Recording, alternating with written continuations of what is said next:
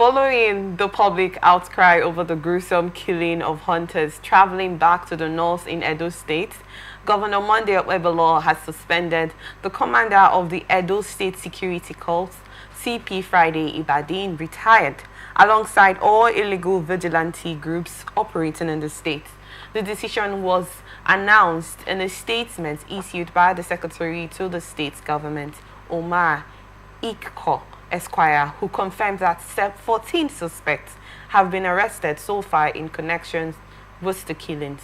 The statement read, after a review of the preliminary reports on the unfortunate incident on Thursday, March 27, 2025, at Uromi in Ishan North local government area, which led to the gruesome killing of some travelers, His Excellency Senator Monday Okpebholo has ordered the immediate suspension of all illegal vigilante groups operating under any guise in Edo State. Also suspended is the commander of the Edo State Security Chief that we already mentioned. The Edo State government believes in the constitutionally guaranteed rights of citizens to move freely or engage in lawful business in any part of the country, the statement emphasized. It will be recalled about the gruesome lynching of about 16 travelers in Uromi, Edo State, where vigilantes and armed youths allegedly blocked their vehicles, dragged them out one by one, and set them ablaze. The victims were hunters traveling from River State to Kano for the Eid celebration when they were attacked. I would love to get your thoughts on this. So many individuals, groups, and organizations have come to condemn this killing, and we also have to refer it to the issue of mob attack, and individuals always getting to take laws by their hands. Why is that still a pending situation? We've had oftentimes most of similar cases, although these hunters were dressed in they allegedly where they looked like the headsmen because they are Muslim. We know how their attire is and all of that, and hunters, we know what items or materials that hunters always move around with, and which guns could be one of them. Let's say in that instance that they were actually in possession of any of those armed equipment. Do you think that is supposed to be a necessity for individuals, the vigilantes, in court, to take laws into their hands? If you actually watched the video, I don't know if you saw the video of the whole situation, how they were set ablaze with ties on their neck individually, and it was just a terrible situation, if you may ask me. Kayode Metokun has also come to condemn the issue of parading suspects in the public. He has condemned it, but we've not seen that being implemented. And this is like a secondary situation of parading suspects in public when individuals decide to take laws into their hands. Why is it still a continual situation in the country, and why has nothing been done about it, please? First of all, let me place my outright condemnation on this unfortunate incident that has happened, because a part of me is diminished. Because I'm a human being. These are human beings. Strict, and I repeat, strict. I condemn the killing. Beyond that killing, certain things are striking. Number one, the issue of hunters. And the report has it that they are coming from River State. Sure. Is River State a wildlife? No. See, there are very, I'm very sorry, I may be sounding emotional. The federal government, let me make this very clear. If the federal government is not careful, I repeat it, if the federal government, as presently constituted, is not careful, there is going to be a radical revolution that will sweep them unawares. I'm saying that with all sense of responsibility, and I'm serious about it. And anybody who cares should pay attention to what I am saying. Because, like I raised the question, is River State a wildlife? These people were found, they were with guns. You see, let me come from this angle. You see that stretch in Uromi area, the rate of kidnapping, that is, life is no longer safe in those zones. I listen to me. If I may cut you short, yes. there, Barrister Mankey, are you trying to say in essence that there's a possibility that these guys, these individuals, these travelers could be guilty of this offense?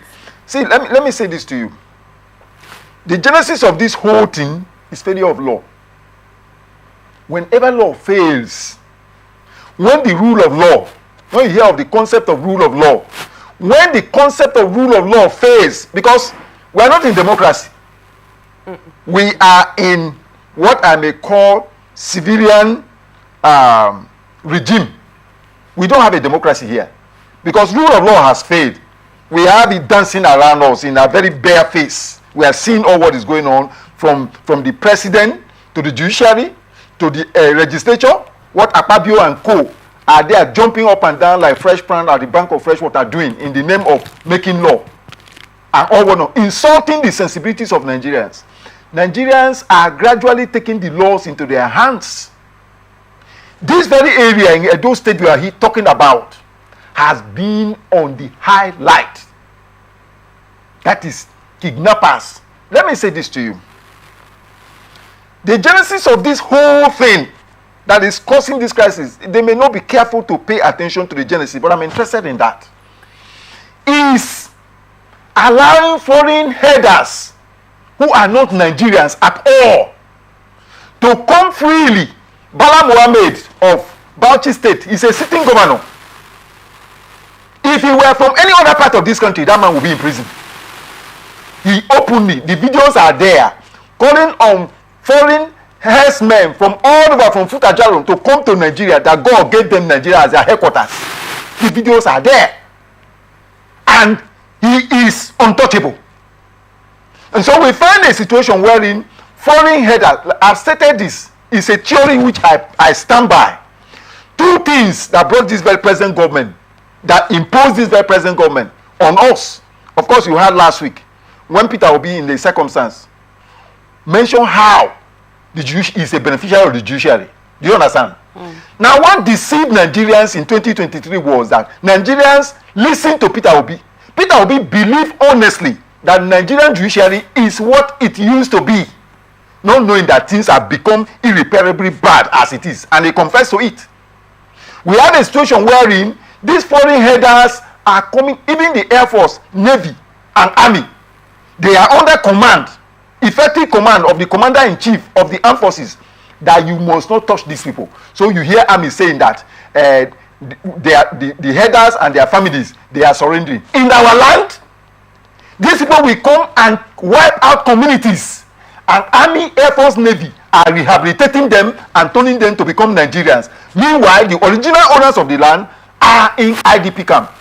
You heard of additional under Buhari telling Nigerians, indigenous population, that they have better giving out their indigenous land instead of being killed. That is a government. That is where we are. And Tinubu did not owe us any constitutional guarantee right. He said Eminokon, that he is taking from where Buhari stopped to the next level. Now I raise the question again. Is Rivers State a wildlife? Because in fact the action of the governor, he should withdraw his position. Because we have seen that time and time again, he is under pressure to make that comment. That hereby suspended everything.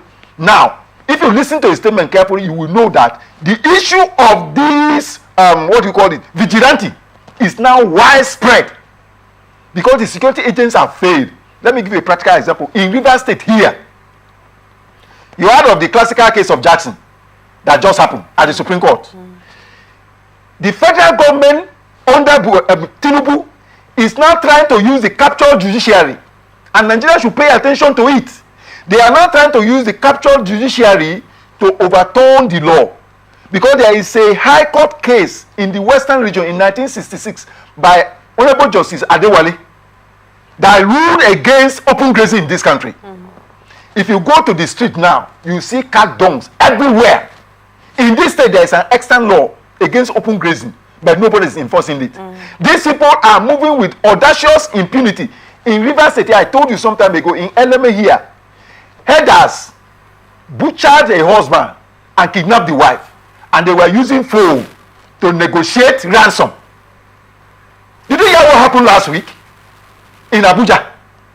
That Air Force lady who works with the National Defense of Nigeria was kidnapped with 2 others. Her own ransom was 500 million. They found them in a Fulani environment outside Abuja. They did not bring down a pin down till now that I'm talking to you. They only got the woman and those 2 people free. These are security agents that if they are any part of this country, they will raise down the place. Let me say this to you. With the way Okpebholo and Co are going, it is the National Assembly they will use to declare Nigeria an Islamic state. I'm a lawyer. I'm more than 20 years at the bar. I've been here for some time, and I know what I'm talking about.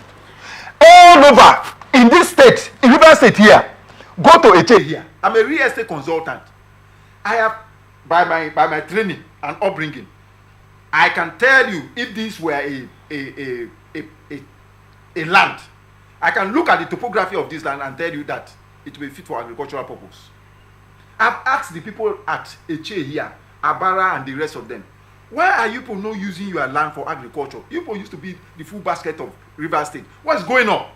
And they told me, what is the purpose of going into agriculture when at harvest time, Fulani herdsmen will come with their cattle and they will use their jackknife to open the cassava you planted and use it to feed their disease. If you touch them, they will make a call. Security agent will come from Bori camp or Air Force base or anywhere to come and pick you, and that's your end. So we have a situation wherein, like I mentioned, bringing it squarely to the place as it is in this Edo state, the people are kind of fed up. And I want to say to the governor. So are you trying to say that these people decided to take laws into their hands? Because law has failed. Are you listening to me? Because law has, see, I always say this, and I'm saying it out of, that's why you will hear the concept of saying that it is better to prevent crime than to investigate and prosecute. Do you understand? It's always cheaper, always better to prevent a crime than to do investigation and attempt to prosecute. Since the Nigerian government has abandoned Nigerians, ask Nigerian travelers, and you will hear gory stories. The most painful aspect of it is that these people are not Nigerians. Okay, in this aspect, from Governor Monday Okpebholo, yes, the decision he took, do you think this is what he should have done? Since you talked about the genesis of this whole thing, the suspending the security chief and the vigilante group, is this supposed to be the right way to sort this out? He is being hasty to please certain quarters. Do you understand? In fact, I can tell you now that he is afraid of state of emergency. Because that is, I told people that the state of emergency they declare in Rivers State, and I will be alive, they must reverse it. Mark it somewhere. I will be alive. As I predicted long ago, that if care is not taken, the much desired revolution in Nigeria will start from Rivers State. And every day, that prediction is coming true, closer, closer, closer. Now, he is living in fear of declaration of state of emergency. Because the judiciary and the legislature are in the pocket of Tinubu. And Tinubu don't owe allegiance to any Nigerian. His actions have shown that clearly, that he does not owe allegiance to Nigeria. The reason why they took over Rivers State is because of the wealth of Rivers State. This is the only state that can compete with Lagos. So basically, if the governor admits, if you listen to him, it's a widespread thing. So he's trying to take a state action that will cover the fee. Why the things degenerate to this level? In Rivers State here, security agent will tell you that there's something they can do. That if there's something you people can do, you can go ahead and do something. So that means there's a possibility, or let's say a probability that this will still continue. It's a 50-50 situation. In fact, it is going to, the statement of the governor now is going to embolden these terrorists. It's going to embolden them. And I tell the people, like I say in Rivers State here, don't kill any herdsman, but take down any of those cattle. Okay, let's go back to the taking of life incident scenario. As much as you said, Nigerians are tired of the policy that is not favorable to them, and decided to take laws into their hands. Well, killing a human being, setting them ablaze in that instance, when there was no violent attack, there was no any means of altercation, was that a necessary move, in as much as the case may be? I made it very clear to you. I condemn it. Do you understand it? Outrightly. Okay. And we now try to investigate. They said they were hunters from River State. I asked, is River State a wildlife? Wildlife